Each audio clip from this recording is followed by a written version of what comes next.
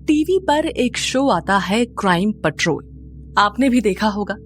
इस शो को बनाने का पर्पस था, इसका उद्देश्य था लोगों को जागरूक करना, क्राइम जैसी घटनाओं को रोकने की कोशिश करना। लेकिन जैसे हर सिक्के के दो पहलू होते हैं, कुछ उसी तरह से क्राइम पेट्रोल को देखने के बाद कुछ लोगों ने बचने की, सतर्क रहने की सीख ली। लेकिन कुछ लोग ऐसे भी हुए जो इसी को देखकर क्राइम करने का प्लान बनाने लगे। इन कहानियों से सीखा कि क्राइम कैसे कर सकते हैं।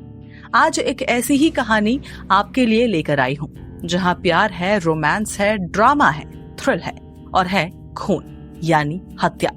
क्या है ये कहानी? चलिए शुरू करते हैं। राजस्थान का जोधपुर जिला। यहाँ पुरुषों के मुकाबले महिलाओं की संख्या बाकी जिलों के मुकाबले थोड़ी सी कम है। 1000 पुरुषों पर यहाँ करीब 960 महिलाएं हैं और 2010-11 में तो ये रेशियो 900 के आसपास हुआ करता था। लड़कियां काफी कम हो गई थी, तो इसी के चलते यहाँ शादियों में बहुत सी दिक्कतें आने लगी थी। लड़के वालों को लड़कियां मिल ही नहीं पाती थी। शादी करना मानो एक बहुत ही बड़ा टास्क होने लगा था। अब कुछ लोगों ने इसे आपदा में अवसर माना और शादियां करवाने का काम करने लगे। इसके बदले वो लाख से 3 लाख रुपए तक लेते थे और शादियां करवाने में भी कामयाब हो ही जाते थे। लड़के वालों को बस थोड़े से पैसे देने होते थे और ये लोग लड़कियों के रिश्ते तुरंत ले आते थे। इसी कड़ी में 27 साल का रोहित नाम का एक लड़का लगातार अपने लिए लड़की ढूंढ रहा था। उसके घर वाले काफी टाइम से उसकी शादी करवाना चाहते थे, लेकिन सही लड़की या फिर कह लीजिए कि कोई भी लड़की उन्हें मिल ही नहीं रही थी। बात आसपास के इलाके में भी फैल रही थी कि इनको तो लड़की ही नहीं मिल रही है। परिवार के लिए काफी बदनामी की बात थी और इसी दौरान शादियां करवाने वाले लोगों ने रोहित के परिवार से कांटेक्ट किया। डिमांड वही थी कि शादी के लिए लड़की हम ढूंढेंगे, आप बस पैसे का इंतजाम करवा दो। रोहित का परिवार जो बहुत भागदौड़ कर रहा था, तो वो मान गया।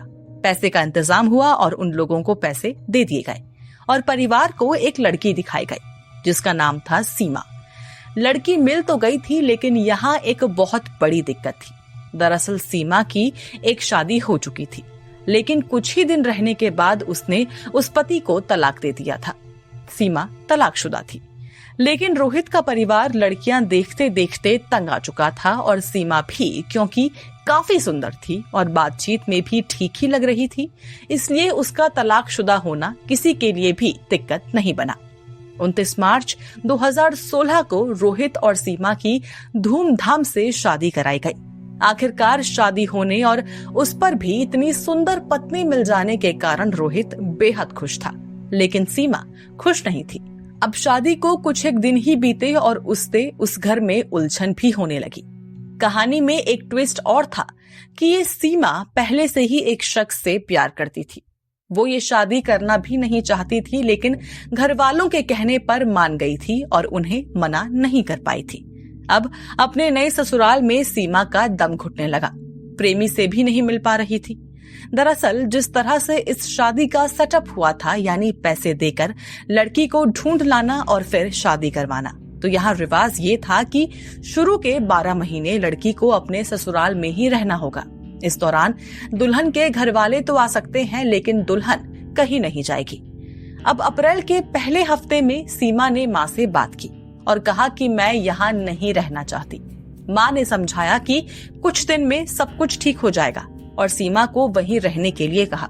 माँ की बात से सीमा रुक तो गई, लेकिन उसके दिमाग में अब ये चलने लगा कि वो इस शादी से छुटकारा कैसे पा सकती है। तो उसने सबसे पहले तो अपने प्रेमी से मिलने के लिए ही एक तरकीब निकाली। प्रेमी को ससुराल बुलाया और रोहित को ये बताया कि ये लड़का उसके मामा का बेटा है। पत्नी के मायके से कोई आया था, तो रोहित ने और उसके परिवार के सभी लोगों ने उसका सत्कार किया, उसका स्वागत किया। अब रात में खाना खाने के बाद रोहित खुद छत पर सोने चला गया और सीमा का प्रेमी उसी के साथ कमरे में सोने चला आया। इसी रात सीमा ने तय कर लिया था कि वो अब रोहित के साथ किसी भी कीमत पर नहीं रह सकती है। आसान तरीके से बात बनेगी नहीं, तो कोई और तरकीब निकालनी पड़ेगी।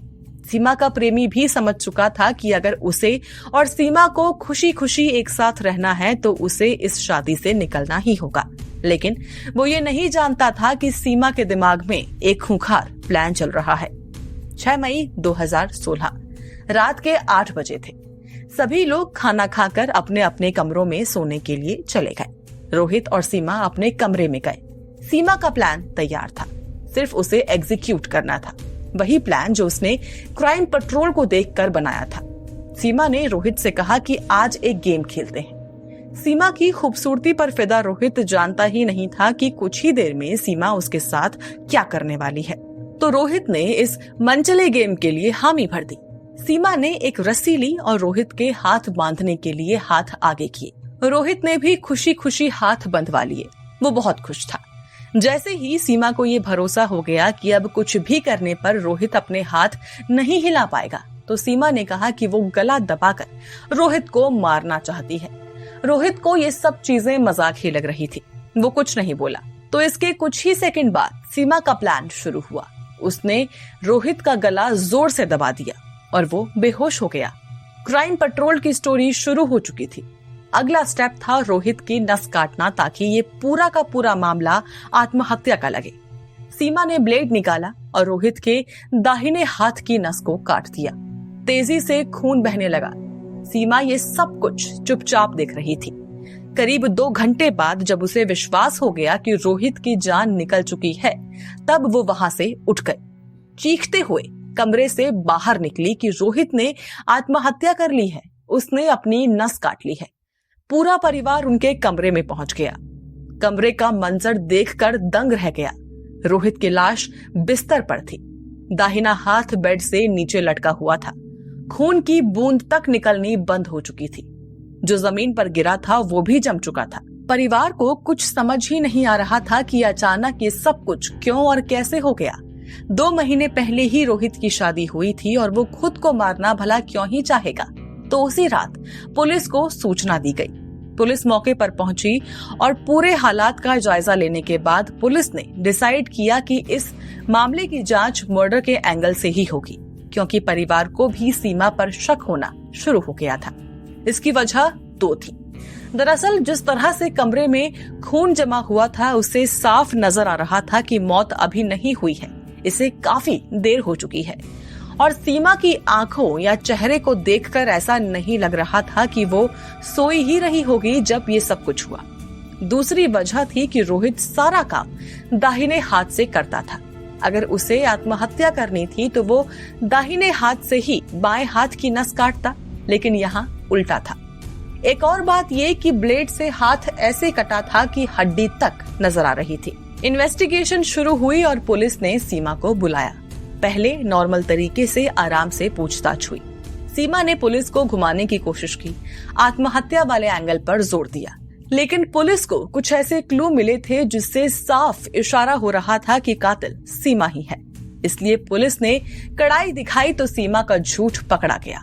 उसने बता दिया कि मर्डर उसी ने किया है। उसने अपना गुनाह कबूल कर लिया और पुलिस ने उसे गिरफ्तार कर लिया और ये कहानी सबके सामने आ गई। तो जैसा कि हमने शुरू में बताया था कि इस वारदात को क्राइम पेट्रोल के एक एपिसोड को देखकर अंजाम दिया गया था। उस क्राइम स्टोरी में दिखाया गया था कि एक महिला को दूसरे शख्स से प्यार हो जाता है और अपने पति को रास्ते से हटाने के लिए उसके साथ एक खेल खेलती है। महिला उसे कुर्सी पर बैठाती है और उसके हाथ बांध देती है और फिर पीछे से जाकर उसका गला दबा देती है। कुछ ही देर में पति की मौत हो जाती है। हालांकि एपिसोड के एंड में क्राइम ब्रांच आरोपी महिला को पकड़ भी लेती है, लेकिन शायद सीमा ने ये एपिसोड पूरा देखा ही नहीं था, इसलिए कानून के हाथ उस तक बहुत ही जल्दी पहुंच गए और आखिरकार ये पूरी कहानी खुल गई। तो क्या कुछ कहेंगे आप इस केस को लेकर, इस पूरे ड्रामे को लेकर और क्राइम पेट्रोल को देखने के बाद इससे इंस्पायर होते क्राइम को लेकर? जरूर शेयर कीजिए हमसे अपने व्यूज अपने कमेंट्स के थ्रू और सब्सक्राइब करना बिल्कुल ना भूलें हमारा चैनल डार्क टेल्स, जहां हम आपके लिए लेकर आते हैं कुछ खास तो कुछ बेहद खौफनाक क्राइम स्टोरीज।